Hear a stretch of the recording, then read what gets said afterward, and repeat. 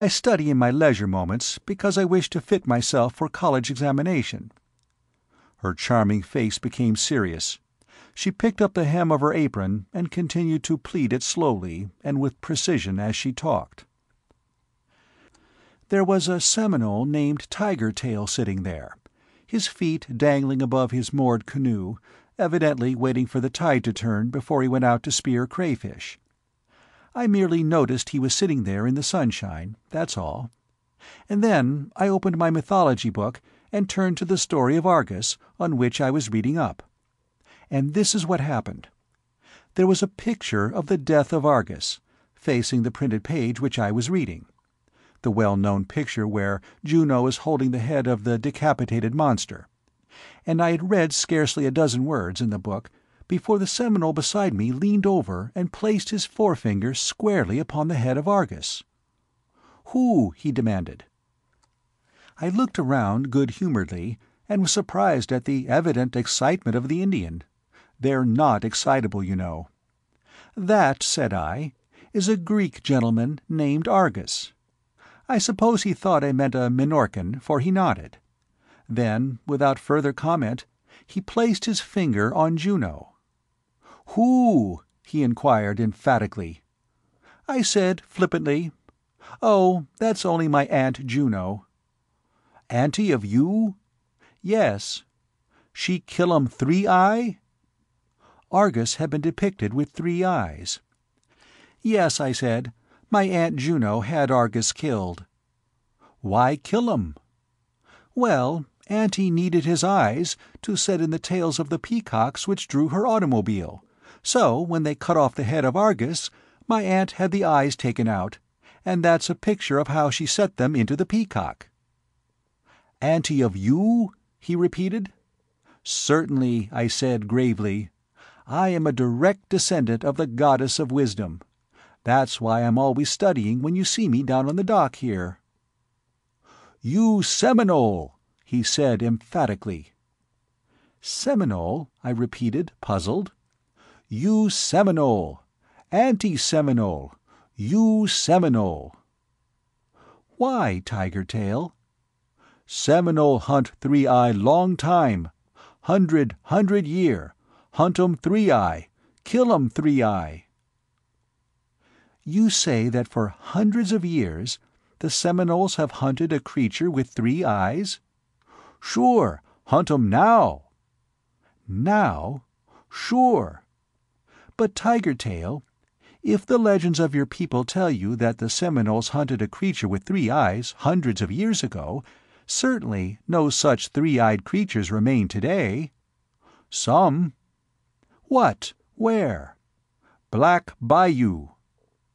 "Do you mean to tell me that a living creature with 3 eyes still inhabits the forests of the Black Bayou?" "Sure. Me see 'em. Me kill 'em 3-eye man." "You have killed a man who had 3 eyes?" "Sure." "A man with 3 eyes?" "Sure." The pretty waitress, excitedly engrossed in her story, was unconsciously acting out the thrilling scene of her dialogue with the Indian, even imitating his voice and gestures. And Kemper and I listened and watched her breathlessly, fascinated by her lithe and supple grace, as well as by the astounding story she was so frankly unfolding with the consummate artlessness of a natural actress. She turned her flushed face to us. "I made up my mind," she said, "that Tiger Tail's story was worth investigating. It was perfectly easy for me to secure corroboration, because that Seminole went back to his Everglade camp and told every one of his people that I was a white Seminole, because my ancestors also hunted the 3-eyed man, and nobody except a Seminole could know that such a thing as a 3-eyed man existed. So the next afternoon off, I embarked in Tiger Tail's canoe and he took me to his camp. And there I talked to his people, men and women, questioning, listening, putting this and that together, trying to discover some foundation for their persistent statements concerning men still living in the jungles of Black Bayou who had 3 eyes instead of 2. All told the same story. All asserted that since the time their records ran the Seminoles had hunted and slain every three-eyed man they could catch, and that as long as the Seminoles had lived in the Everglades, the three-eyed men had lived in the forests beyond Black Bayou. She paused dramatically, cooling her cheeks in her palms and looking from Kemper to me with eyes made starry by excitement. "And what do you think?" she continued under her breath. "To prove what they said, they brought for my inspection a skull, and then 2 more skulls like the first one. Every skull had been painted with Spanish red, the coarse black hair still stuck to the scalps. And behind, just over where the pituitary gland is situated, was a hollow, bony orbit, unmistakably the socket of a third eye." "Where are those skulls?" demanded Kemper, in a voice not entirely under control. "They wouldn't part with one of them. I tried every possible persuasion. On my own responsibility, and even before I communicated with Mr. Smith," turning toward me, "I offered them $20,000 for a single skull, staking my word of honor that the Bronx Museum would pay that sum. It was useless. Not only do the Seminoles refuse to part with one of those skulls, but I have also learned that I am the first person with a white skin who has ever even heard of their existence. So profoundly have these red men of the Everglades guarded their secret through the centuries." After a silence, Kemper, rather pale, remarked, "This is a most astonishing business, Miss Gray." "What do you think about it?" I demanded. "Is it not worth while for us to explore Black Bayou?"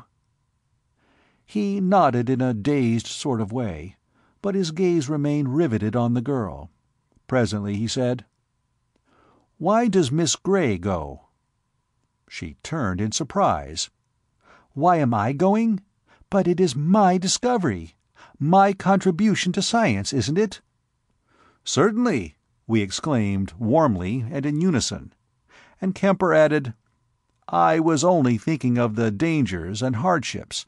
Smith and I could do the actual work." "Oh!" she cried in quick protest. "I wouldn't miss one moment of the excitement, one pain, one pang. I love it. It would simply break my heart not to share every chance, hazard, danger of this expedition, every atom of hope, excitement, despair, uncertainty.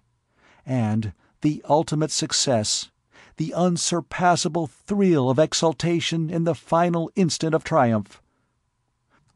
She sprang to her feet in a flash of uncontrollable enthusiasm, and stood there, aglow with courage and resolution, making a highly agreeable picture in her apron and cuffs, the sea wind fluttering the bright tendrils of her hair under her dainty cap. We got to our feet much impressed, and now absolutely convinced that there did exist, somewhere, descendants of prehistoric men in whom the third eye, placed in the back of the head for purposes of defensive observation, had not become obsolete and reduced to the traces which we know only as the pituitary body or pituitary gland. Kemper and I were, of course, aware that in the insect world the ocelli served the same purpose that the degenerate pituitary body once served in the occiput of a man.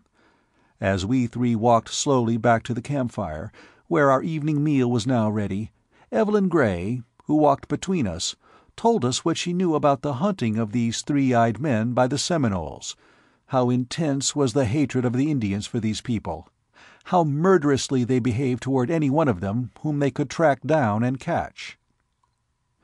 "Tiger Tail told me," she went on, "that in all probability the strange race was nearing extinction, that all had not yet been exterminated, because now and then, when hunting along the Black Bayou, traces of living three-eyed men were still found by him and his people. No later than last week, Tiger Tail himself had startled one of these strange denizens of Black Bayou from a meal of fish, and had heard him leap through the bushes and plunge into the water.